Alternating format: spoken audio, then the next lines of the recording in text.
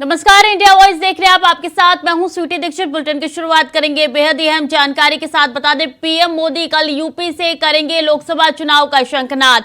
गोरखपुर में गीता प्रेस के शताब्दी समापन समारोह में होंगे शामिल। गोरखपुर और वाराणसी से लोकसभा चुनाव के प्रचार का करेंगे आरंभ। 7 और 8 जुलाई को पीएम मोदी यूपी, तेलंगाना, राजस्थान और छत्तीसगढ़ का दौरा करेंगे। 50,000 करोड़ की विभिन्न परियोजनाओं का करेंगे लोकार्पण। तो अहम जानकारी आप तक पहुंचा रहे हैं। 4 राज्यों के दौरे पर रहने वाले हैं पीएम नरेंद्र मोदी। 7 और 8 जुलाई को पीएम यूपी, तेलंगाना, राजस्थान और छत्तीसगढ़ का दौरा करेंगे और इस दौरान वो 50,000 करोड़ की विभिन्न परियोजनाओं का लोकार्पण करेंगे। तो अहम जानकारी आप तक पहुंचा रहे हैं। लोकसभा चुनाव का शंखनाद करने वाले हैं पीएम नरेंद्र मोदी और कल से इसका शंखनाद किया जाएगा। यूपी के दौरे पर रहेंगे, फिर छत्तीसगढ़ पहुंचेंगे। बता दें कि यूपी में गोरखपुर में गीता प्रेस के शताब्दी समापन समारोह में शिरकत करेंगे पीएम नरेंद्र मोदी और 50,000 करोड़ की विभिन्न परियोजनाओं का लोकार्पण उनकी तरफ से किया जाएगा। पीएम मोदी कल यूपी से करेंगे लोकसभा चुनाव का शंखनाद। तो 2024 की तैयारियों में जुटते हुए अब पीएम नरेंद्र मोदी नजर आ रहे हैं। 4 राज्यों का उनका दौरा है। 7 और 8 जुलाई को 4 राज्यों के दौरे पर रहने वाले हैं और ऐसे में ये दौरा काफी अहम माना जा रहा है। 50,000 करोड़ की सौगात देने वाले हैं वो यूपी की जनता को और 7 और 8 जुलाई को पीएम यूपी, तेलंगाना, राजस्थान और छत्तीसगढ़ का दौरा करेंगे।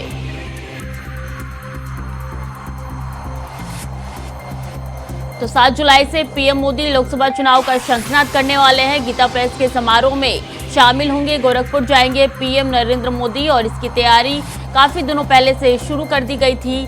सीएम योगी आदित्यनाथ पहुंचे थे और तमाम तैयारियों का जायजा उनकी तरफ से लिया जा रहा है।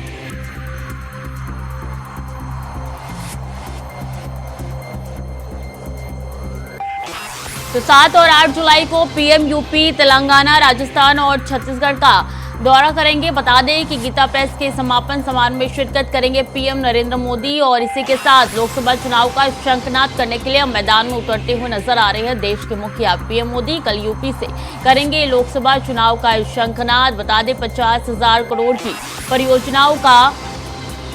परियोजनाओं की सौगात भी देंगे और ऐसे में लोकार्पण उनके द्वारा किया जाएगा। तो गोरखपुर और वाराणसी से लोकसभा चुनाव के प्रचार का करेंगे शुभारंभ। तो अहम जानकारी आप तक पहुंचा रहे हैं जहां पीएम नरेंद्र मोदी लोकसभा चुनाव का शंखनाद करने वाले हैं। तो कल से यूपी से इस चुनाव का शंखनाद होगा। गोरखपुर में गीता प्रेस के शताब्दी समापन समारोह में होंगे पीएम नरेंद्र मोदी शामिल। इसी के साथ जानकारी आप तक पहुंचा दें कि गोरखपुर और वाराणसी से लोकसभा चुनाव के प्रचार का करेंगे आरंभ। तो 7 और 8 जुलाई को पीएम यूपी, तेलंगाना, राजस्थान और छत्तीसगढ़ का दौरा करेंगे। तो 2 दिन में 4 राज्यों का दौरा करेंगे पीएम नरेंद्र मोदी। 50,000 करोड़ की विभिन्न परियोजनाओं का लोकार्पण भी करेंगे इस दौरान।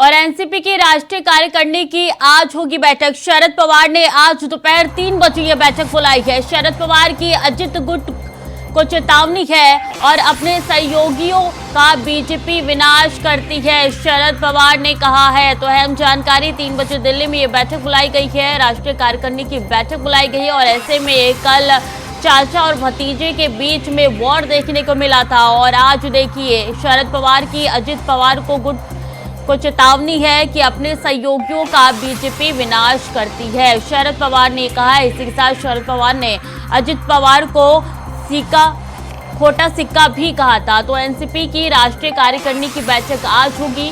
दोपहर 3 बजे ये बैठक बुलाई गई है शरद पवार की तरफ से। इसी के साथ जानकारी आप तक पहुंचा दें कि बीते दिन जो महाराष्ट्र में सियासी उठापटक चल रही है उसको लेकर ये बैठक बुलाई गई है। शरद पवार की अजित पवार गुट को चेतावनी है कि अपने सहयोगियों का बीजेपी विनाश करती है। बता दें एनडीए में सम्मिलित हो चुके हैं अजित पवार और ऐसे में शरद पवार ने उनको चेतावनी दी है कि बीजेपी अपने सहयोगियों का विनाश करती है। उप मुख्यमंत्री पद की शपथ ले ली है अजित पवार ने और ऐसे में अब एनसीपी के 2 गुट होते हुए नजर आ रहे हैं और दोनों गुट की कल बैठक थी तो वही चाचा ने भतीजे पे जबरदस्त वार किया तो अजित पवार भी पीछे नहीं हटे। उन्होंने भी अपने चाचा को कह दिया कि 83 की उम्र हो चुकी है, रिटायर हो जाइए और आशीर्वाद दीजिए, आपके मार्गदर्शन पे हम आगे बढ़ेंगे।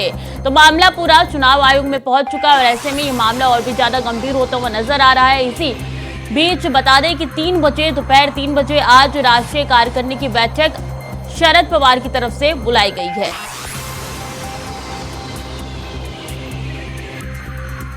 तो अपने सहयोगियों का विनाश करती है बीजेपी, ये शरद पवार ने अजित पवार को कहा है। एनसीपी के राष्ट्रीय कार्यकारिणी की बैठक आज होने जा रही है और शरद पवार ने आज दोपहर 3 बजे ये बैठक बुलाई है। काफी महत्वपूर्ण ये बैठक है कि इस तरीके की आगे की रणनीति बना रही है क्योंकि दोनों गुट अब चुनाव आयोग में पहुंच चुके हैं। दोनों गुट ने याचिका दाखिल कर चुकी है और ऐसे में देखना होगा जब अजित पवार की तरफ से सिंबल पे ताल ठोकी गई है तो ये सिंबल किसका होता है, सिंबल की लड़ाई कितनी ज्यादा आगे जाती है। और इन्हीं सब उठापटक को लेकर आज राष्ट्रीय कार्यकारिणी की एनसीपी की बैठक बुलाई गई है शरद पवार की तरफ से। दोपहर 3 बजे ये बैठक बुलाई गई है। शरद पवार ने ये बैठक बुलाई है दोपहर 3 बजे। इससे पिछले दिन भी देखा था किस तरीके से एनसीपी की दोनों गुटों में बैठक हो रही थी। तो वही बता दें कि 30+ के विधायकों का दावा ठोक रहे हैं अजित पवार, तो शरद पवार के पास 13+ विधायक है और ऐसे में ये मामला और भी ज्यादा गंभीर होता हुआ नजर आ रहा है।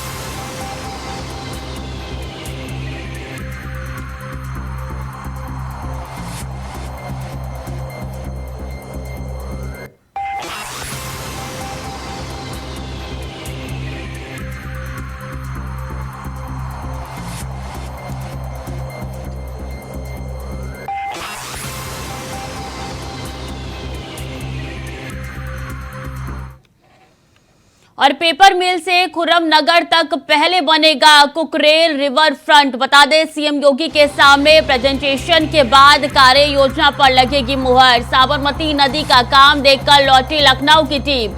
सीएम योगी के अनुमोदन के बाद शुरू होगा काम। तो सीएम योगी के सामने प्रेजेंटेशन के बाद कार्य योजना पर लगेगी मुहर और साबरमती नदी का काम देखकर लौटी लखनऊ की टीम। और ऐसे में बता दें कि इस काम को लेकर अब काफी ज्यादा तैयारी शुरू हो चुकी है। सीएम योगी के अनुमोदन के बाद ये कार्य शुरू किया जाएगा। तो अहम जानकारी आप तक पहुंचा रहे हैं कि पेपर मिल से खुर्रम नगर तक पहले बनेगा कुकरेल रिवर फ्रंट और सीएम योगी के सामने प्रेजेंटेशन के बाद कार्य योजना पर लगेगी मुहर। अहम जानकारी, साबरमती नदी का काम देखकर लौटी लखनऊ की टीम और ऐसे में बता दें कि तैयारियां काफी दिनों से चल रही है। सीएम योगी के अनुमोदन के बाद शुरू होगा ये काम। तो पेपर मिल से खुर्रम नगर तक पहले बनेगा कुकरेल रिवर फ्रंट और इसी के साथ बता दें कि सीएम योगी आदित्यनाथ के सामने प्रेजेंटेशन के बाद कार्य योजना पर लगेगी मुहर। तो अहम जानकारी आप तक पहुंचा रहे हैं रिवर फ्रंट से जुड़ी हुई। साबरमती नदी का काम देखकर लौटी लखनऊ की टीम और ऐसे में तैयारियां शुरू कर दी गई है। बता दें कि सीएम योगी के अनुमोदन के बाद शुरू होगा ये काम।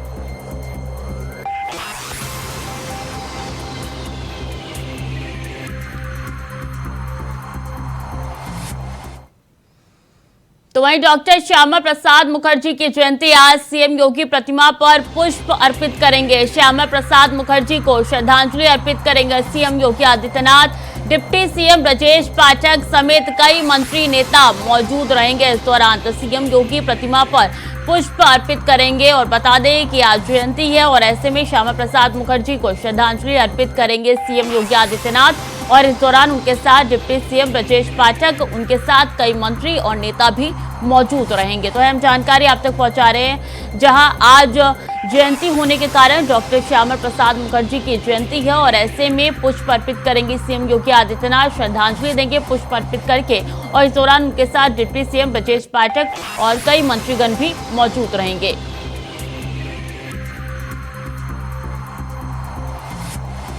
तो श्यामा प्रसाद मुखर्जी को श्रद्धांजलि अर्पित करेंगे CM Yogi Adityanath, deputy CM Brajesh Pathak समेत कई मंत्री नेता मौजूद रहेंगे इस दौरान उनके साथ। तो डॉक्टर श्यामा प्रसाद मुखर्जी की जयंती आज है और सीएम योगी आदित्यनाथ पुष्प अर्पित करेंगे और श्रद्धांजलि देंगे।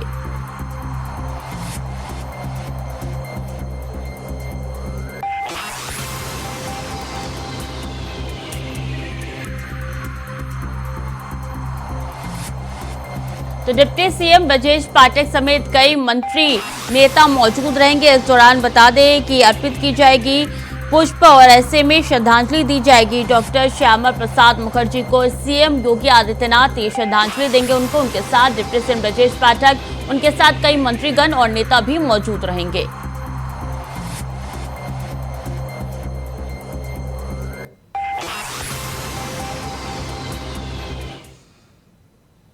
वंदे भारत ट्रेनों में खाली सीटों को लेकर जल्द फैसला होगा। कम दूरी वाले वंदे भारत ट्रेनों में किया जाएगा बदलाव। वंदे भारत ट्रेनों में सीटें खाली रहती है और ऐसे में भारतीय रेल किराए की समीक्षा करने जा रही है। छोटे रूट की ट्रेनों में किया जाएगा कम किराया और दिल्ली, देहरादून, भोपाल, इंदौर वंदे भारत ट्रेन शामिल है इसमें। सूत्रों के हवाले से जानकारी निकल के सामने आ रही है। नागपुर, बिलासपुर वंदे भारत ट्रेन को भी लेकर मंथन होगा और इन तमाम छोटे रूट्स में कई सीटें खाली जा रही हैं और इसको लेकर मंथन किया जाएगा। सूत्रों के हवाले से जानकारी निकल के सामने आ रही है, जहां कम दूरी वाले ट्रेनों में जो है वो किराया कम किया जाएगा और वंदे भारत ट्रेनों में सीटें ज्यादातर खाली रहती है, इसलिए भारतीय रेल किराए की समीक्षा करने जा रहा है। वंदे भारत ट्रेनों में खाली सीटों को लेकर जल्द फैसला हो सकता है। वंदे भारत ट्रेनों में किया जाएगा बदलाव। छोटे रूट की ट्रेनों में किराया कम किया जा सकता है। सूत्रों के हवाले से अहम जानकारी आ रही है। बता दें कि उसमें दिल्ली, देहरादून, भोपाल, इंदौर वंदे भारत ट्रेन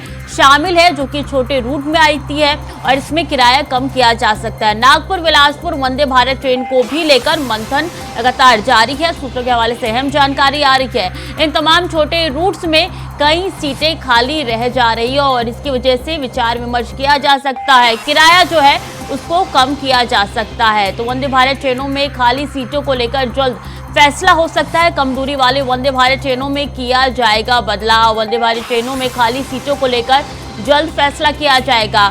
और बता दें, वंदे भारत ट्रेनों में अक्सर सीटें खाली रहती है और इसको लेकर विचार विमर्श रेलवे द्वारा किया जा रहा है। भारतीय रेल किराए की समीक्षा करने जा रही है, तो किराया कम किया जा सकता है। अहम जानकारी निकल के सामने आ रही है। छोटे रूट्स जो है वहां पे किराया कम किया जा सकता है। और बता दें, इन छोटे रूट में दिल्ली, देहरादून, भोपाल, इंदौर वंदे भारत ट्रेन भी शामिल है। तो सूत्रों के हवाले से अहम जानकारी आ रही है, जहां छोटे रूटों में किराया कम किया जा सकता है, जैसे नागपुर से बिलासपुर वंदे भारत ट्रेन को लेकर भी मंथन लगातार हो रहा है। और आज एक दिवसीय चिंतन शिविर का आयोजन हुआ है। रक्षा मंत्री राजनाथ सिंह शिविर की करेंगे अध्यक्षता। रक्षा मंत्रालय का एक दिवसीय चिंतन शिविर है। बता दें, विचार मंथन सत्रों के निष्कर्षों की करेंगे समीक्षा। सिफारिशों को लागू करने के तरीकों पर चर्चा होगी। Chief of defence staff general Anil Chauhan भी इसमें शामिल होंगे। तो थल सेनाध्यक्ष जनरल मनोज पांडे भी इसमें शामिल होंगे। रक्षा मंत्रालय के अन्य वरिष्ठ नागरिक भी इसमें शिरकत करेंगे। बता दें, सैन्य अधिकारी भी दिन भर चलने वाली बैठक में भाग लेंगे। तो एक दिवसीय चिंतन शिविर का आयोजन किया गया है, जिसकी अध्यक्षता केंद्रीय रक्षा मंत्री राजनाथ सिंह द्वारा की जाएगी। सिफारिशों को लागू करने के तरीकों पर चर्चा होगा और इसमें सीडीएस यानी कि chief of defence staff general Anil Chauhan भी शामिल होने के लिए जा रहे हैं। थल सेना अध्यक्ष जनरल मनोज पांडे भी इसमें शिरकत करेंगे। इसी के साथ बता दें कि सैन्य अधिकारी भी दिन भर चलने वाले बैठक में भाग लेंगे और रक्षा मंत्रालय के अन्य वरिष्ठ नागरिक भी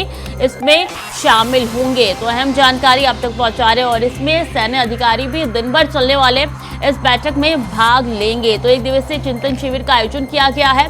आज ये 1 दिवसीय चिंतन शिविर का आयोजन किया गया है। इसमें केंद्रीय मंत्री रक्षा मंत्री राजनाथ सिंह द्वारा इसकी अध्यक्षता की जाएगी।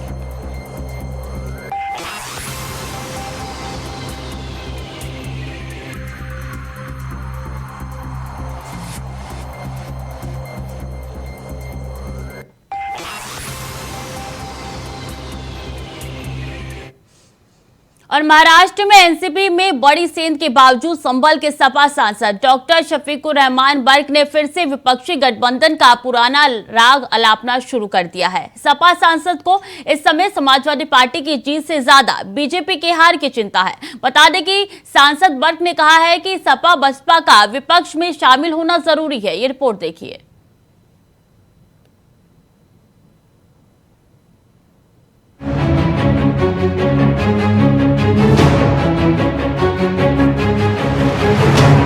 महाराष्ट्र में हुई सियासी उठापटक का असर पूरे देश भर में देखने को मिल रहा है।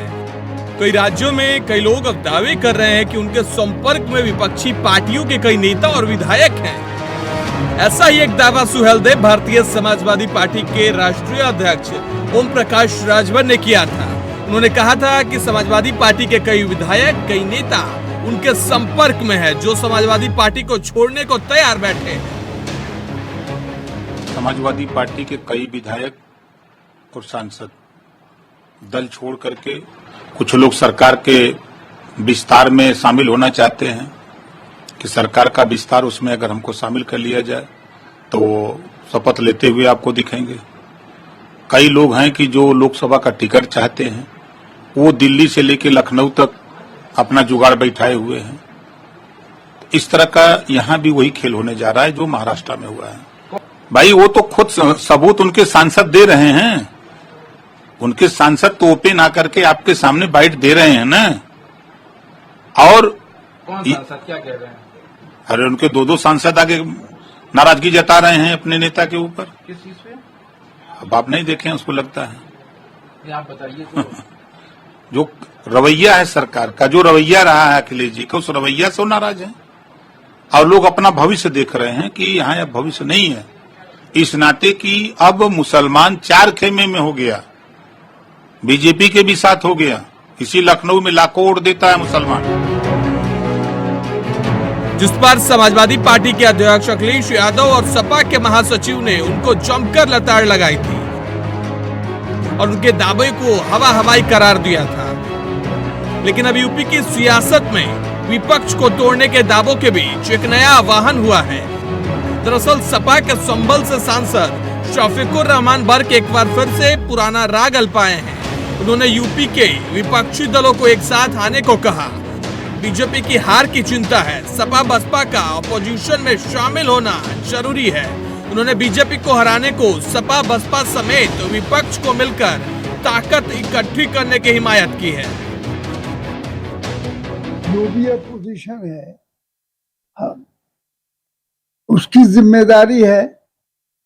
अगर वो यहाँ बीजेपी के हालात से यानी नाखुश हैं और उनकी बीजेपी ने जो मुल्क को बिल्कुल बर्बाद कर दिया, वो सारे लोग देख रहे हैं और सारा अपोजिशन उनको हराना चाहता है, तो चाहे वो समाजवादी हो या बीएसपी हो या कोई पार्टी भी हो, समझ गए ना, तो उसमें सबकी शमूलियत होगी तो और अच्छा होगा। जी हाँ, अगर ये सब मिल जाएंगे तो इससे हमारे अपोजिशन में ताकत आ जाएगी और भी ज्यादा। लेकिन अब यूपी की सियासत में विपक्ष को तोड़ने के दावों के बीच एक नया आह्वान हुआ है। दरअसल सपा के संभल से सांसद शफीकुर रहमान बर्क एक बार फिर से पुराना राग अल्पाए हैं। उन्होंने यूपी के विपक्षी दलों को एक साथ आने को कहा, वो खुद पहल करें, सपा की तरफ से इस दिशा में पहला कदम नहीं उठाया जाएगा। साथ ही रामगोपाल यादव ने कहा कि उत्तर प्रदेश में समाजवादी पार्टी का कोई भी विधायक नहीं टूटेगा, लेकिन 24 के चुनाव के आने तक बीजेपी के कई विधायक टूटने वाले हैं। उन्होंने कहा है कि जो समाजवादी पार्टी में वोट की बात कर रहे हैं उन्हें अफवाह फैलाने की ट्रेनिंग दी जाती है।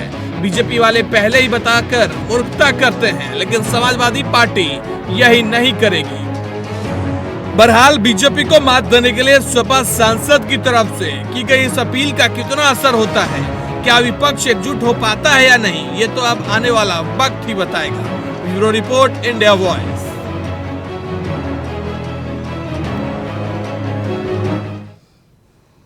तो फिलहाल के लिए बुलेटिन में इतना ही। खबरें लगातार जारी है, देखते रहिए इंडिया वॉइस।